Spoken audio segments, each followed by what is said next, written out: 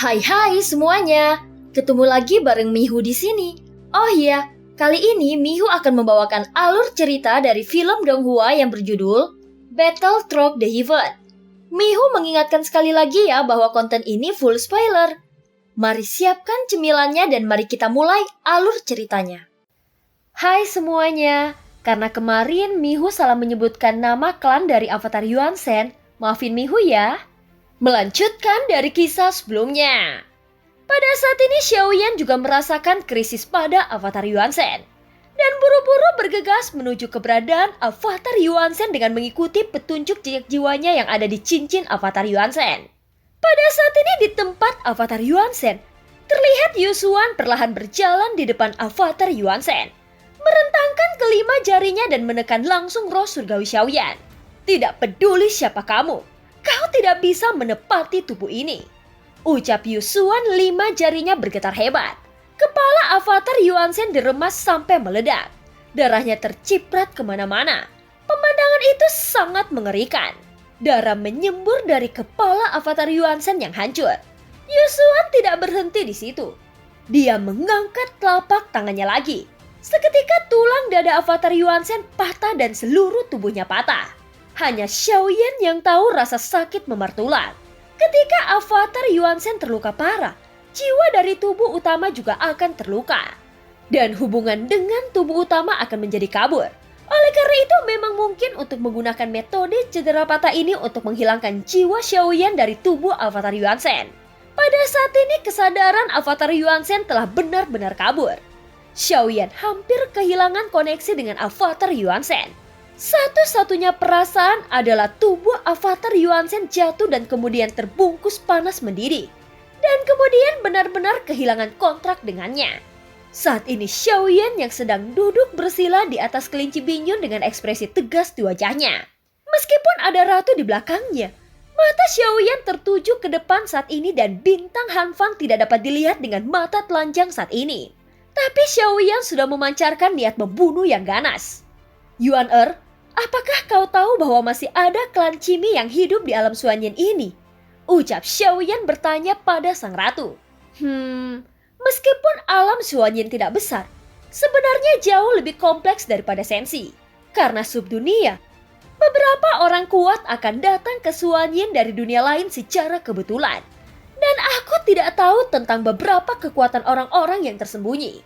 Dulu memang ada keluarga klan Cimi, tetapi tampaknya sudah lama sekali. Ras ini menghilang begitu saja dan tidak banyak orang yang datang ke alam Xuanyin.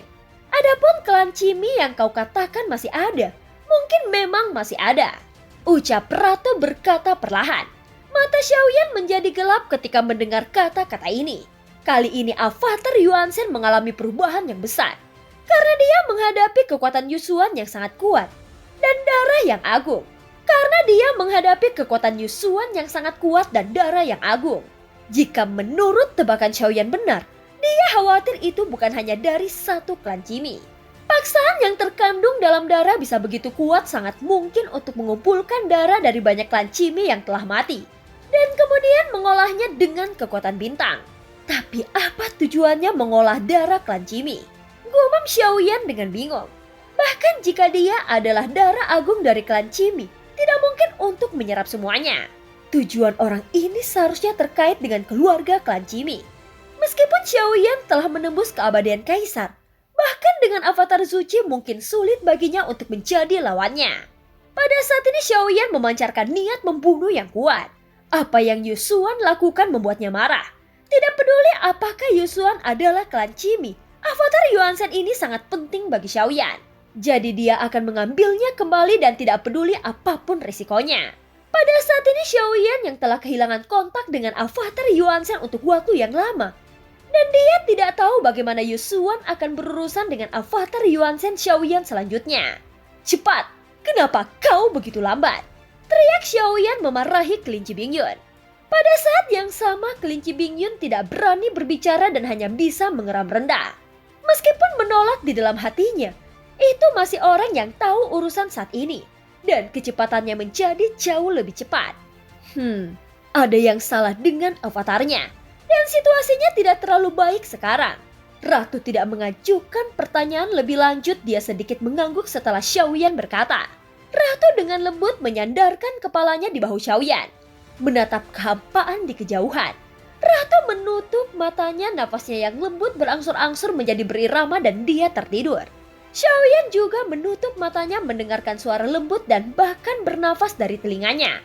Aura pembunuh dari tubuh Xiaoyan juga berangsur-angsur menghilang. Dan aroma ratu yang datang dari nafasnya seolah-olah suasana hati Xiaoyan yang gelisah benar-benar menjadi tenang. Pada saat ini setelah waktu yang tidak diketahui berlalu, sebuah bintang berkelip-kelip di mata Xiaoyan. Saat dia melihat bintang ini, niat membunuh yang telah ditekan pecah kembali. Saat dia melihat bintang ini, niat membunuh yang telah ditekan pecah kembali. Xiaoyan sudah memiliki perasaan terhadap avatar Yuanzhen seperti tangan kanannya. Belum lagi Xizun telah membayar harga yang mahal baginya untuk memenangkan avatar ini. Jadi avatar Yuanzhen ini adalah miliknya sejak awal. Dan dia tidak akan pernah membiarkan orang lain mengambilnya. Pada saat yang sama Ratu membuka matanya yang kabur dari bahu Xiaoyan.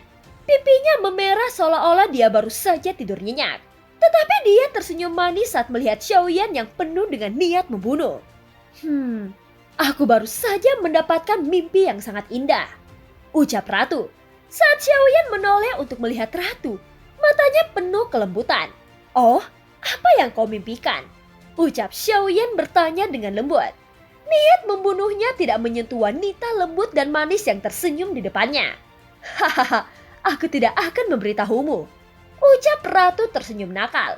Mendengar kata-kata itu, Xiaoyan mengulurkan jarinya dan menggaruk hidungnya di wajah cantik Ratu. Lalu tersenyum dan menggelengkan kepalanya. Keduanya saling menghargai waktu terbatas yang mereka miliki bersama. Jika kau tidak mau memberitahuku, tidak akan ada kesempatan di masa depan, ucap Xiaoyan. Tidak, suamiku, mimpi indah tetap harus disembunyikan, ucap Ratu sambil tersenyum dan menggelengkan kepalanya. Saat keduanya berbicara, bintang yang tampak seperti sebutir beras mendekat dalam sekejap mata. Dan semakin dekat bintang itu maka semakin menjadi besar.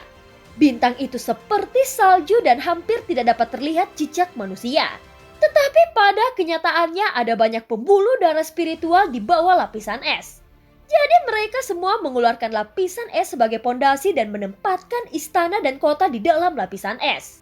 Pada saat ini Xiaoyan datang ke tempat di mana avatar Yuanzhen sebelumnya. Tetapi buah es yang pecah telah dibekukan kembali. Dan semua jejak di sini terhapus oleh es salju dan angin dingin. Untungnya ada cincin di avatar Yuanzhen dan Xiaoyan memiliki jejak jiwa di cincinnya. Pada saat ini kekuatan jiwa Xiaoyan tersebar. Dan jejak yang ditinggalkan oleh cincin tersebut tidak tertiup oleh angin dan salju. Apa? Ada di bawah tanah? Ucap Xiaoyan menepuk kelinci Bingyun dan yang terakhir mengeluarkan geraman pelan. Dia ingin memprotes. Tetapi jelas protes itu tidak efektif.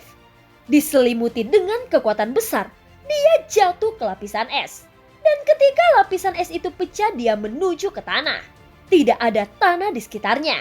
Dan beberapa hanya memiliki es. Tetapi ketika dia mencapai tanah, kegelapan tidak bisa menceritakan apa yang ada di sekelilingnya. Setelah turun ke puluhan ribu kaki, dia baru saja memecahkan es dengan keras. Pusat bumi belum sepenuhnya ditempati. Tetapi masih banyak ruang untuk bergerak. Xiaoyan sudah menjelajah di sini, Xiaoyan sudah menjelajah di sini dengan jiwanya. Jadi dia segera melihat ke satu sisi lalu menepuk kelinci Bingyun. Dan pada akhirnya dia terbang menuju arah yang ditunjukkan oleh Xiaoyan. Apa yang menarik perhatian di sini adalah adanya sepotong besar dinding merah. Ketika Xiaoyan melihatnya, untuk pertama kalinya dia tidak berpikir itu sebenarnya darah. Karena itu terlihat sangat agung dan di bawah darah merah ini, bahkan ada darah avatar Yuanzhen. Pada saat ini Xiaoyan dapat merasakan lokasinya dengan menanamkan jiwa pada cincin itu. Dan setelah berjalan ratusan kaki ke arah yang ditunjukkan Xiaoyan dalam kegelapan, kelinci Bingyun berhenti tiba-tiba. Karena sesosok muncul di depannya. Dia berdiri di udara muncul dengan sangat tiba-tiba dalam kegelapan. Mereka melihatnya perlahan mengangkat kepalanya. Dan cahaya keemasan bersinar di matanya. Ini adalah tempat terlarang. Cepat keluar dari sini. Sebuah suara seperti guntur langsung menyebar. Mata Xiaoyan sedikit memadat dan api hitam menyala di matanya. Mendengar ini mata Xiaoyan sedikit memadat. Dan api hitam menyala di matanya yang terbuka tertutup mengungkapkan niat membunuh. Terlepas dari apakah orang di depannya adalah klan Qini yang masih hidup, kesombongannya membuat Xiaoyan sangat tidak bahagia. Xiaoyan melangkah keluar dalam satu langkah dan langsung menyatu dengan avatar suci dari langkah keempat. Ditambah keabadian langkah pertama Xiaoyan, kekuatan tempur Xiaoyan pada saat ini sebanding dengan langkah kelima. Tetapi kekuatan orang di depannya ini mungkin di luar jangkauan langkah kelima. Dan dia telah mengeluarkan kata-kata sombong sebelumnya. Bahwa satu-satunya lawannya di dunia ini adalah sang ratu. Aura Xiaoyan melonjak dalam sekejap mata. Kekuatan 6 keinginan dan pembuluh darah inti Guntur Void langsung mengangkat kekuatan tempur dan tubuh fisik Xiaoyan ke tingkat yang lebih tinggi. Sangat disayangkan bahwa meskipun dia memperoleh tubuh fisik Zuchi, ingatannya telah menghilang. Ini mungkin hal terakhir yang dilakukan Zuchi sendiri. Dia tidak ingin ingatannya diketahui oleh orang lain. Dan Xiaoyan tidak tahu segalanya tentang Zuchi. Jadi Xiaoyan tidak mewarisi keterampilan bertarung yang diketahui oleh Zuchi. Jadi sampai sekarang, Xiaoyan belum benar-benar menggunakan keterampilan bertarung tingkat kuno yang sunyi untuk bertarung. Keterampilan bertarung yang paling kuat miliknya adalah yang diberikan oleh Yang Mulia Zuzang pada saat itu. Dan untuk bertarung melawan orang ini di depannya, satu-satunya cara adalah menggunakan 7 langkah dewa pembunuh. Dalam kehampaan kaki Xiaoyan mengambil 5 langkah berturut-turut. Dan hampir tanpa jeda. Pada saat yang sama 5 hantu menerobos semua yang ada di lapisan es. Semua yang ada di sekitar sini runtuh dan Xiaoyan tidak bisa mengendalikan begitu banyak. Dia hanya ingin mendapatkan kembali avatar Yuan Shen-nya.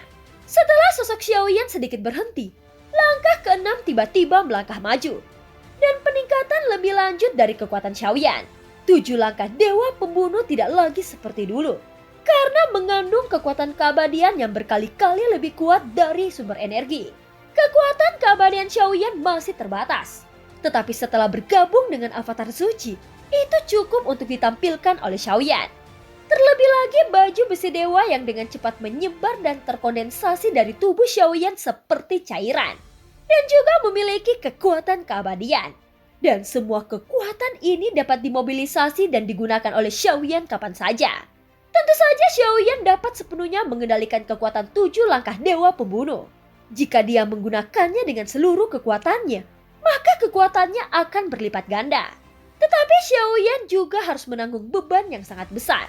Pada saat ini setelah langkah ke-6 keluar, Xiaoyan menggertakkan giginya. Dan suara inti Guntur Void yang tak terhitung jumlahnya meledak dari tubuhnya. Pada saat ini Xiaoyan dikelilingi oleh guntur hitam dan api. Gemuruh bayangan raksasa menyebabkan inti bumi runtuh. Xiaoyan tidak berhenti di situ. Tetapi dia mengambil langkah ke-7 lagi. Semua api dan guntur dari tubuhnya menyembur keluar seolah-olah semua kekuatan telah dituangkan ke langkah ke-7 yang kokoh.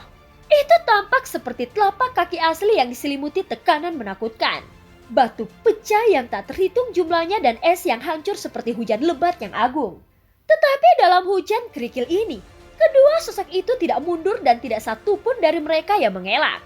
Meskipun batu-batu itu jatuh menimpa tubuh mereka, tetapi tubuh mereka sangat stabil. Bahkan jika kerikil ini mengenai tubuhnya seperti meteor, perasaan yang dia berikan kepada Xiaoyan seperti tetesan air hujan yang jatuh di kulitnya. Perasaan seperti itu hampir dapat diabaikan. Hal yang sama berlaku untuk sosok di sisi lain.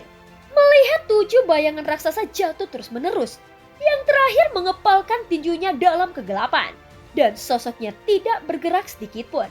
Sampai bayangan raksasa itu meledak di depannya sebelum dia mengangkat lengannya. Xiaoyan melangkah maju satu demi satu dan sosok di sisi lain terus mengepalkan tinjunya dengan datar. Bayangan raksasa 7 langkah itu seperti gelembung. Dan tidak bisa menimbulkan badai sama sekali. Semakin keras gerakannya, semakin mudah diselesaikan dengan cara yang sangat datar dari lawannya. Dan semakin menonjolkan kekuatan dari lawannya. Langkah ke-7 adalah langkah yang paling kuat dari kekuatan ke-7 langkah ini. Pasti telah mencapai tingkat keterampilan bertarung kuno. Tentu saja ini bukan batas Xiaoyan. Tapi sekarang dikhawatirkan bahkan jika dia menggunakan semua kekuatannya, dia tidak akan bisa mengguncang sosok di depannya sama sekali. Pada saat ini langkah ketujuh runtuh dan sosok di depan Xiaoyan sekali lagi mendaratkan pukulan yang sangat biasa. Meskipun dipisahkan oleh jarak tertentu, Xiaoyan dapat dengan jelas merasakan kekuatan energi dan darah yang memancar dari tubuh lawannya. Dan tubuh abadi setengah langkahnya mungkin seperti anak ayam di depannya. Xiaoyan bahkan samar-samar melihat cetakan bintang yang sudah dikenalinya. Itu berkelap-kelip di antara alis sosok yang jauh dan itu ada 8. Klan Cimi 8 bintang. Xiaoyan mendesis dingin. Avatar Yuan Shen miliknya hanya mencapai 4 bintang. Tetapi orang di depannya memiliki tanda bintang 8 yang bersinar di antara alisnya. Yang sedikit lebih kuat jika dibandingkan dengan Tai He. Tubuh abadi memiliki vitalitas yang sangat kuat. Selama tidak dibunuh dan diberi kesempatan untuk bernafas, maka tubuh abadi dapat bertarung lagi. Ini juga alasan mengapa para klan Cimi begitu kuat. Aku punya beberapa harapan untukmu. Orang yang bisa merasuki tubuh klan Cimiku bukanlah orang biasa. Tapi aku tidak menyangka itu hanyalah sepotong sampah yang kekuatannya perlu ditingkatkan dengan metode rahasia.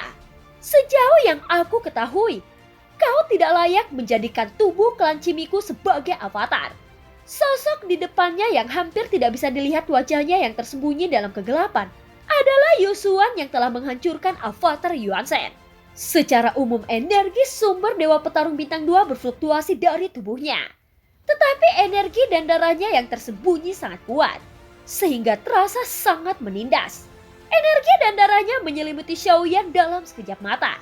Dan tubuh Xiaoyan terasa seolah-olah dicubit dengan parah dalam sekejap. Dan tulang-tulang tubuhnya mengeluarkan suara retak seolah-olah dia akan roboh. Kecuali untuk Ratu, dunia ini penuh dengan sampah. Limbah yang sangat menjijikan. Ucap sosok itu memandang Xiaoyan dengan dingin. Seolah-olah dia bisa mengalahkan Xiaoyan selama dia berbicara sedikit lebih keras.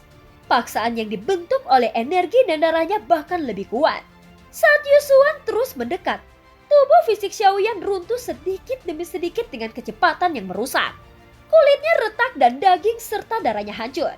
Seorang avatar apakah layak membayar harga untuk tubuh utama? Ucap Yusuan menatap Xiaoyan yang telah ditekan olehnya sampai tidak bisa bangun dan bertanya dengan dingin. Begitu kata-kata Yusuan jatuh, tubuhnya tiba-tiba bergetar dan dia terhuyung-huyung mundur beberapa langkah. Melihat ke ujung dengan ngeri, ada sosok cantik di tengah hujan kerikil. Dia menginjakkan kaki teratainya dan mulai melangkah maju. Hai, apakah kau ingin bertarung denganku? Ucap Ratu memeluk kelinci Bingyun dan berjalan ke sisi Xiaoyan dengan kaki teratainya. Yusuan menyemburkan seteguk darah saat darahnya sedang melonjak. Dan vitalitas tak terlihat itu menyelimuti Xiaoyan. Cedera pada tubuh Xiaoyan pulih dengan kecepatan yang sangat cepat. Saat ini Xiaoyan langsung duduk ketika Ratu berdiri untuk bertanya dengan sosok di depannya. Saat ini Xiaoyan memutuskan untuk duduk bersila di kampan dikelilingi oleh vitalitas yang agung. Sekarang untuk Xiaoyan yang memiliki tubuh abadi setengah langkah, inilah yang paling dia butuhkan. Dan film pun berakhir. Terima kasih udah dengerin Mihu dari awal sampai akhir ya. Sampai jumpa.